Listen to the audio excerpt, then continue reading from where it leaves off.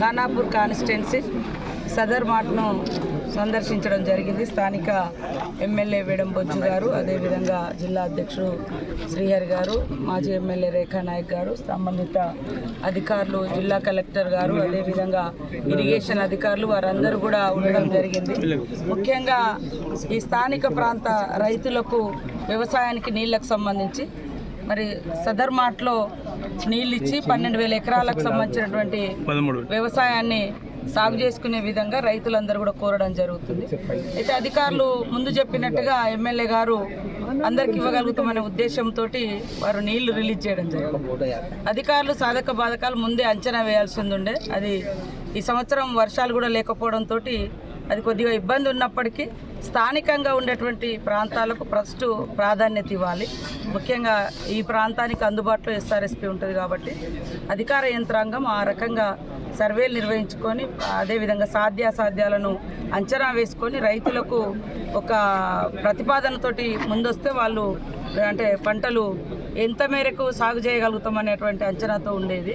కాబట్టి అధికారులకు కూడా మేము సూచిస్తూ ఉన్నాము, స్థానికంగా ఎస్ఆర్ఎస్పీ నీళ్లు ఈ సదర్ మార్ట్కి కానీ కడెం ప్రాజెక్ట్ కానీ ఎంత దగ్గరగా ఉంది కాబట్టి వీళ్లకు సత్వరమే నీళ్ళు అందించే విధంగా చొరవ చూపాలని కూడా అధికారులను ఆదేశించడం జరిగింది. కలెక్టర్ గారు కానీ అదేవిధంగా జిల్లా ఎస్సీ గారు, ఇరిగేషన్ వారందరూ కూడా ఆ పరిశీలనలో ఉన్నారు. నేను కూడా మరి ఇరిగేషన్ శాఖ మాత్యులు ఉత్తమ్ కుమార్ రెడ్డి గారి దృష్టికి, అదేవిధంగా రాహుల్ బొజ్జా గారి దృష్టికి, ఈ ఇరిగేషన్ సెక్రటరీ గారు ఉన్నారు, ప్రిన్సిపల్ సెక్రటరీ, వారి దృష్టికి కూడా తీసుకెళ్లి ఈ రైతాంగానికి నీళ్ళు అందే విధంగా చొరవ చూపుతాము, కృషి చేస్తామని తెలియజేస్తాం. ప్రత్యేక కెనాల గురించి రైతులు కోరుతున్నారు మేడం, అక్కడికి తప్పకుండా ఈ జిల్లా మీద, ఈ ఉమ్మడి ఆదిలాబాద్ జిల్లా మీద మా సీఎం గారు అదేవిధంగా మొత్తం కాంగ్రెస్ ప్రభుత్వము పూర్తి స్థాయిలో ఈ ప్రాంతానికి న్యాయం చేయాలి. వెనుకబడ్డ ప్రాంతాలు ఉన్నాయి, వ్యవసాయం తక్కువ ఉంది, పేదవాళ్ళు ఎక్కువ ఉన్నారు. ఇలాంటి ప్రాంతంలో వచ్చినటువంటి అనేక ప్రాజెక్టులు కూడా కంప్లీట్ కాక పక్క